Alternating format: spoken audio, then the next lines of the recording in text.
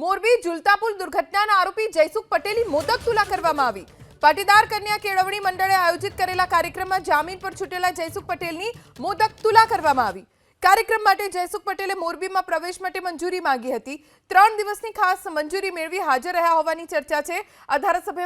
આ કાર્યક્રમમાં ધારાસભ્ય કાંતિ અમૃતિયા સહિત રાજકીય અને સામાજિક આગેવાનો ઉપસ્થિત હતા અને તેમની ઉપસ્થિતિમાં જયસુખ પટેલની મોદક તુલા કરવામાં આવી। આ દ્રશ્યો આપ જોઈ રહ્યા છો વિડિયો એબીપી અસ્મિતાની સ્ક્રીન ઉપર, જેમાં જયસુખ પટેલ સ્ટેજની વચ્ચોવચ્ચ તુલામાં બેઠા છે।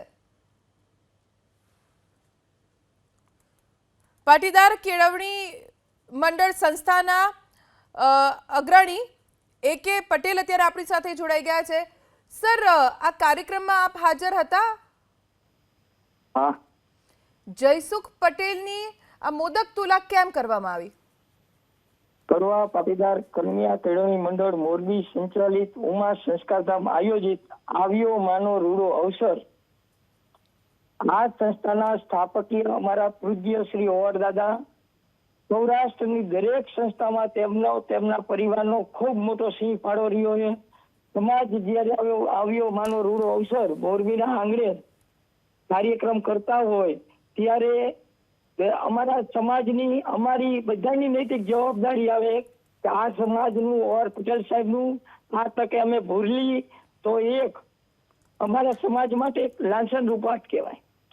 ઓર પટેલ સાહેબે ખૂબ સરસ મજાની આખા સૌરાષ્ટ્રમાં જ્યાં જાઓ ત્યાં શૈક્ષણિક એટલી બધી સંસ્થાનું નિર્માણ કર્યું છે। શિક્ષણ મંદિરના દાદા પ્રમુખ પણ હતા। એ માટે એના અનુસંધાનમાં આ પરિવારનું સન્માન કરવામાં આવ્યું। ને પરિવારની વાત નથી, હું જયસુખ પટેલની વાત કરી રહી છું, કેમ કે એમનો સિંહ ફાળો ક્યાં ક્યાં છે તમને ખબર હોવી જોઈએ ને? સિંહ ફાળો એમનો જ હોય ને। એમના દાદા જ્યારે પોતે પરમ પૂજ્ય ઓર પટેલ સાહેબ આજ ઓર એવા ગ્રુપ એને ખૂબ મોટું ફંડ આપ્યું છે દરેક સંસ્થાઓમાં 3 પેઢી ત્યાં દાન કરતા આવે એના અનુસંધાનમાં સમાજે એટલે સમાજ ભૂલી ગયો છે ને? મોરબી ઝુલતા પુલ દુર્ઘટના ભૂલી ગયો છે સમાજ। 141 લોકોના મોત થયા હતા સાહેબ, તમે ભૂલી ગયા છો? નહીં એવી વાત નથી બેન। આ જે માતાજીનો અવસર આવ્યો માનો રૂડો અવસર, બે ભાઈનું અમારે સન્માન કરવાનું હતું અને સમાજે રિક્વેસ્ટ કરી હતી કોર્ટને કે સન્માન કેમ? જયસુખ પટેલનું સન્માન કેમ? એ દાદાના અનુસંધાનમાં ઓર પટેલ સાહેબની જે સેવા હતી બે ભાઈનું સન્માન કરવાનું હતું, પણ પ્રવીણભાઈ ઓધવજીભાઈ પટેલ બહાર હોવાથી હાજર રહી શક્યા હતા એટલે નેવિલભાઈ અને જયસુખભાઈનું બેયનું સન્માન કર્યું। આભાર એબીપી અસ્મિતા સાથે વાત કરવા માટે। પૂર્વ ધારાસભ્ય અને કોંગ્રેસના નેતા લલિતભાઈ કગથરા અત્યારે આપણી સાથે જોડાઈ ગયા છે। લલિતભાઈ, તમે તો જો કે પહેલેથી જયસુખભાઈ પટેલ નિર્દોષ છે એવું કહી રહ્યા છો, પણ જે વ્યક્તિ જામીન પર હોય, પાટીદાર સમાજ એ વ્યક્તિની મોદક તુલા કરે હજારોની હાજરીમાં, એ કેટલું યોગ્ય? એકદમ યોગ્ય છે ને પરફેક્ટ છે ને સાચું છે। આ પહેલા પણ કરવું જોઈતું હતું। જયસુખ પટેલ નિર્દોષ છે એવું તો ડંકાની ચોટ ઉપર મેં પહેલે જ દિવસે કીધું છે। કલેક્ટર અને જે તે પદાધિકારીઓ કોર્પોરેશનના નગરપાલિકાના શું કામ એની ઉપર FRI નથી? તેને માત્ર જયસુખ પટેલને શું કામ તમે હોળીનું નારિયેળ બનાવો છો? એવી મારી ત્યારે પણ દલીલ હતી। જો OR પટેલ એ ભાસ્મ પિતામાં કરવા પટેલ સમાજના દાનવીર છે અને જયસુખ પટેલ એના પનોતા પુત્ર છે ને પાટીદાર સમાજ એનું સન્માન કરે એ બહુ ઉચિત છે। એમાં કોઈ તોમતદાર છે ને જયસુખ ને શું કામ ને બધી મીડિયાની એ વાત છે। અમારા માટે તો જયસુખ પટેલ OR પટેલના પનોતા પુત્ર છે, ઉદ્યોગપતિ છે। એમની સિદ્ધિ એટલી જ છે કે OR પટેલના તેઓ પુત્ર છે, બસ એટલે તમે એમની મોદક તુલા? ના, બિલકુલ નહીં। જયસુખ પટેલની પોતાની પણ આઈડેન્ટિટી છે। જયસુખ પટેલ આવડી મોટી ઇન્ડસ્ટ્રી ચલાવે છે। વડાપ્રધાન સાથે વડાપ્રધાન ખુદ એને લઈ જાય છે વિદેશોમાં ટૂરમાં। જયારે ઉદ્યોગપતિઓને લઈ જાય છે ત્યારે જયસુખ પટેલને એમની સાથે લઈ જાય છે। એટલે જયસુખ પટેલે એક સેવા કરવા ગયા હતા અને મોરબીના ઝુલતા પુલની જે દુર્ઘટના બની એનાથી એ પણ દુઃખી છે ને અમે પણ દુઃખી છીએ। એનો મતલબ એવો નથી કે કોઈ પણ માણસની જે અહેમિયત છે, જે ઇન્ડસ્ટ્રીયાલિસ્ટ તરીકેનું અને સમાજના રત્ન તરીકેનું જે માન છે કઈ જતું નથી। 141 લોકોના મોતને ભૂલી ગયા।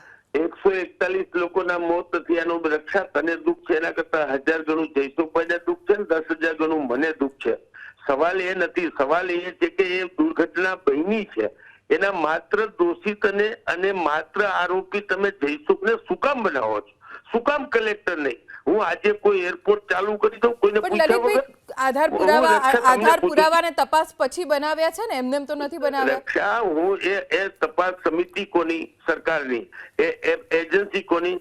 સરકારની. સરકાર ખુદ જો જયસુખ પટેલને દોષિત માંગતી હોય ને પોતાના અધિકારીઓને બચાવવા માંગતી હોય તો પછી રાજકોટનો જે ગેમ ઝોન કાંડ થાય કે તક્ષશિલા કાંડ થાય કે હરણી કાંડ થાય, બધા જ માં આ જ થવાનું છે. લલિતભાઈ, હમણાં તમે કીધું ને કે પ્રધાનમંત્રી બિઝનેસમેનને લઈ જાય, એમાં હમણાં તમે બોલ્યા ને લલિતભાઈ, એને ઉદ્ઘાટન શું કામ કરવા દીધું? હમણાં જ તમે કહ્યું ને કે પ્રધાનમંત્રી ટૂરમાં લઈ જતા જયસુખભાઈને, તો આપણા બંને કરતા જયસુખભાઈ પ્રધાનમંત્રીની વધારે નજીક થયા, તો પછી કેવી રીતે તમે સરકાર ઉપર આરોપ લગાવી શકો કે એમને ટાર્ગેટ કરવામાં આવે?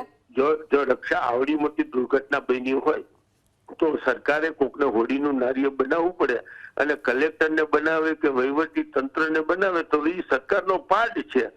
એટલે સરકારે બચવા માટે જયસુખભાઈને હોડીનું નારિયેળ બનાવવું, આવું સ્પષ્ટ માનું. ઓકે, ઠીક છે લલિતભાઈ, અત્યારે તો આપ જયસુખભાઈનો પક્ષ લઈ રહ્યા છો, પણ એ જે મૃતકો છે એમના પરિવારજનોને આ દ્રશ્યો જોઈને બહુ જ દુઃખ થતું હશે. આભાર એબીપી અસ્મિતા સાથે વાત કરવા માટે.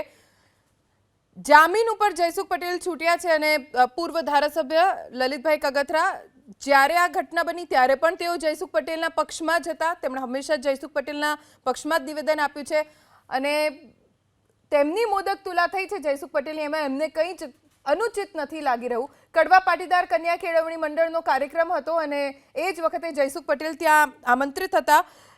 આ કાર્યક્રમમાં જયસુખ પટેલની મોદક તુલા કરવામાં આવી. જયસુખ પટેલ જે મોરબી ઝુલતા પુલ દુર્ઘટનાના આરોપી છે, અત્યારે જામીન ઉપર છે. મોરબી પુલ દુર્ઘટનામાં 141 લોકોના મોત થઈ ગયા હતા.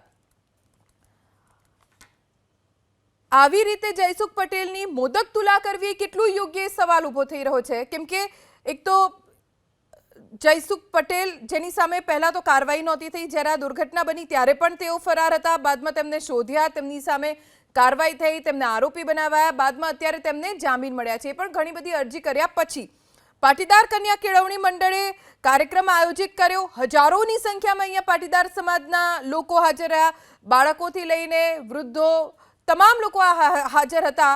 અને દુર્ઘટનાના આરોપી જેમની મોદક તુલા કરવામાં આવી, જેને લઈને વિવાદ થયો છે.